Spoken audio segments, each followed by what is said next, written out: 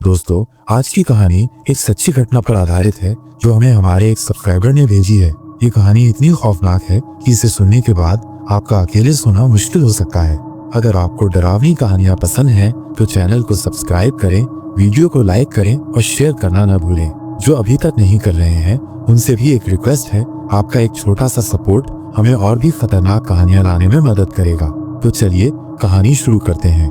मेरा नाम अमित है और ये घटना मेरे दोस्त राहुल के साथ घटी थी।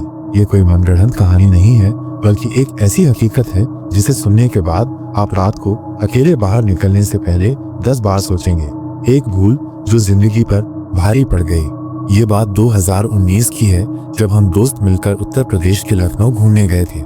रात का वक्त था, हम सभी ने खूब मस्ती की थी और अब लौटने की तैयारी कर रहे थे। लेकिन तभी राहुल को अचानक पेशाब लग गई।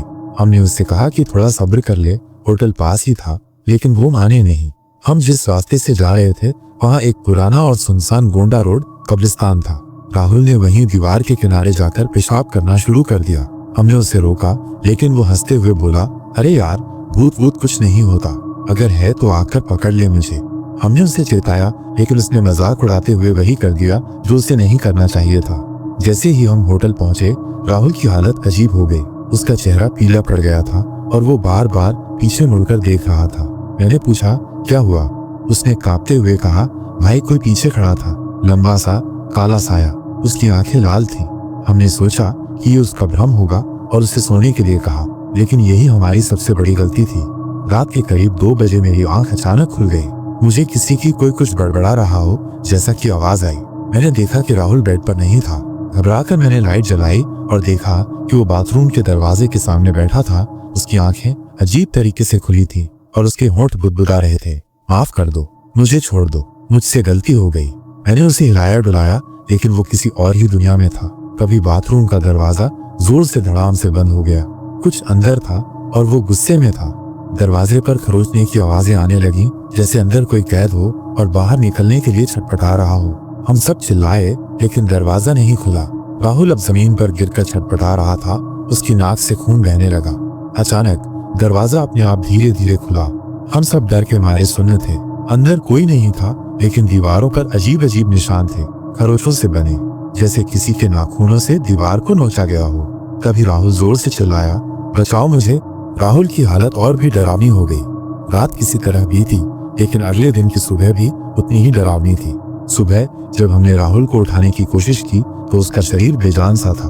उसकी आंखें खुली थी, लेकिन वो हमें देख नहीं रहा था। उसके चेहरे पर एक अजीब सी डरावनी मुस्कान थी। राहुल, मैंने हिम्मत करके उसे बुलाया। वो धीरे धीरे मेरी ओर मुड़ा और कोई कुछ बड़बड़ा रहा हो, तुम सब मरने वाले हो। अब तक हमें समझ आ गया था कि ये कुछ ऊपरी मामला है। हम सब सन्न रह गए।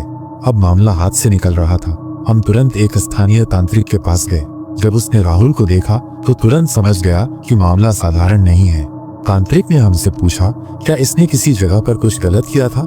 हमने कब्रिस्तान वाली पूरी घटना उसे बता दी। उसने गहरी सांस ली और कहा, ये आत्मा बहुत ताकतवर है, ये जाने वाली नहीं है इतनी आसानी से। तांत्रिक ने मंत्र पढ़ना शुरू किया और तभी राहुल जोर से चीख उठा, रुक जा, नहीं, मुझे जाने दे। राहुल की चीखें सुनकर हमारे रोंगटे खड़े हो गए। उसकी आंखें अब सफेद हो चुकी थी, जैसे उसकी आत्मा शरीर से बाहर निकल चुकी हो। तभी तांत्रिक ने एक कटोरी में कुछ पानी डालकर राहुल के ऊपर फेंका और अगले ही पल कमरे में हर जगह खून के निशान बन गए। दीवारों पर खून की छींटें पड़ गईं। कमरे में मौजूद सभी शीशे खुद ब खुद चटक गए। हवा में एक अजीब सी बदबू फैल गई। तांत्रिक चिल्लाया, ये आत्मा बहुत गुस्से में है, इसे अभी रोकना होगा, वरना राहुल बच नहीं पाएगा। हम सबकी सांसें थम चुकी थी। राहुल अब दर्द से चीख रहा था। उसके हाथ पैर अकड़ चुके थे और उसके मुंह से अजीब अजीब आवाजें आ रही थी, जो किसी इंसान की नहीं लग रही थी।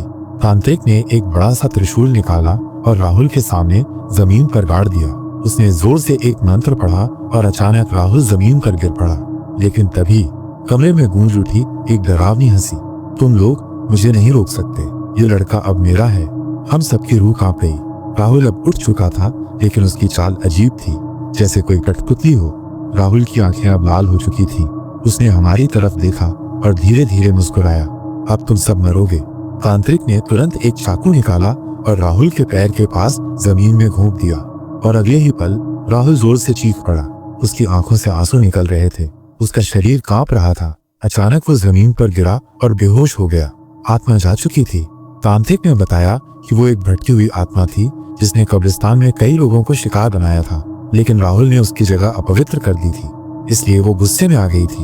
हम सब ने भगवान का शुक्र अदा किया कि राहुल बच गया, लेकिन इस घटना के बाद हमने कसम खा ली कभी भी किसी अनजान और डरावनी जगह पर जाने से पहले सोचेंगे और ऐसी गलती दोबारा नहीं करेंगे। दोस्तों, आज की दूसरी कहानी पर चलते हैं। मेरा नाम विकास है और मैं आपको एक ऐसी घटना सुनाने जा रहा हूँ जो मेरी जिंदगी की सबसे भयानक रात थी।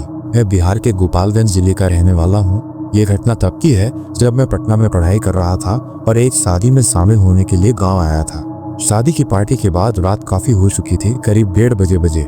मेरा गांव मुख्य सड़क से करीब 6 किलोमीटर अंदर था और रास्ता खेतों और घने पेड़ों से होकर जाता था। मुझे जल्दी घर पहुंचना था, इसलिए मैंने एक शॉर्टकट लिया। यह रास्ता एक पुरानी टूटी फूटी सड़क से होकर जाता था जिसे लोग भूतिया रास्ता कहते थे। गांव के बुजुर्गों का मानना था कि इस रास्ते पर कई रहस्यमयी घटनाएं हुई थी और कई लोगों ने अजीबोगरीब चीजें देखने का दावा किया था, लेकिन मैं इन सब बातों में यकीन नहीं करता था। जैसे ही मैं बाइक लेकर उस सुनसान सड़क पर बढ़ा, मुझे एहसास हुआ कि हवा में एक अजीब सी ठंडक थी। जबकि जून का महीना था, सन्नाटा इतना गहरा था कि मुझे अपनी ही बाइक का इंजन अलग से सुनाई दे रहा था। मेरे पीछे कोई और नहीं था, फिर भी ऐसा लग रहा था कि कोई मेरे पीछे पीछे चल रहा है। कुछ दूर जाने के बाद अचानक मेरी बाइक की हेडलाइट झपकने लगी। पहले धीमी हुई, फिर तेज और फिर पूरी तरह बंद हो गई। गुप्त अंधेरा, सिर्फ जुगनुओं की हल्की रोशनी और झिंगुरों की आवाज। मैं बाइक से उतरा और हेडलाइट चेक करने लगा। कभी मुझे महसूस हुआ कि कोई मेरे ठीक पीछे खड़ा है। मेरी पूरी रीढ़ की हड्डी में झुरझुरी दौड़ गई, सांसें तेज हो गई। मैंने हिम्मत करके पीछे मुड़कर देखा, कुछ नहीं था। मुझे लगा कि शायद ये मेरा भ्रम है। मैंने जल्दी से बाइक स्टार्ट की और आगे बढ़ गया, लेकिन कुछ सेकंड बाद ही मुझे सामने सड़क पर एक सफेद साया खड़ा दिखा। पहले लगा कि ये कोई पेड़ के नीचे खड़ा होगा, लेकिन जैसे जैसे मैं नजदीक गया मेरी रूह कांप गई। वो एक औरत थी, सफेद साड़ी में हवा में तैर सी रही थी।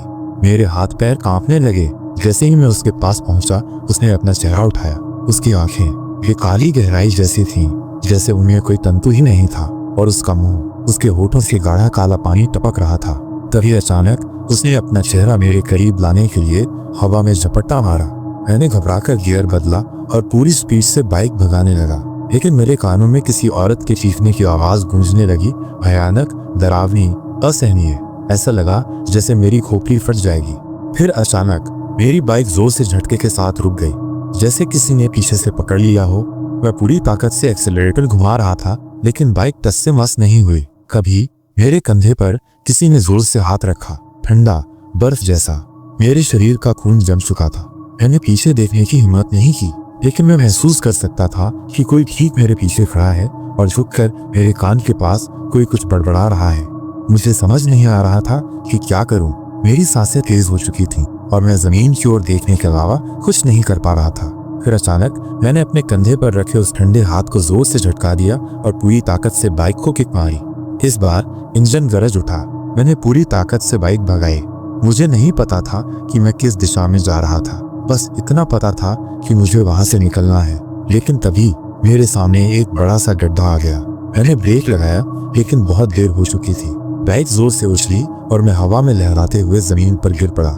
मेरे सिर में भयानक दर्द हो रहा था और आंखों के सामने अंधेरा छा रहा था, लेकिन मैं जिंदा था। फिर मैंने वो देखा जिससे मेरा दिल पूरी तरह दहशत से भर गया।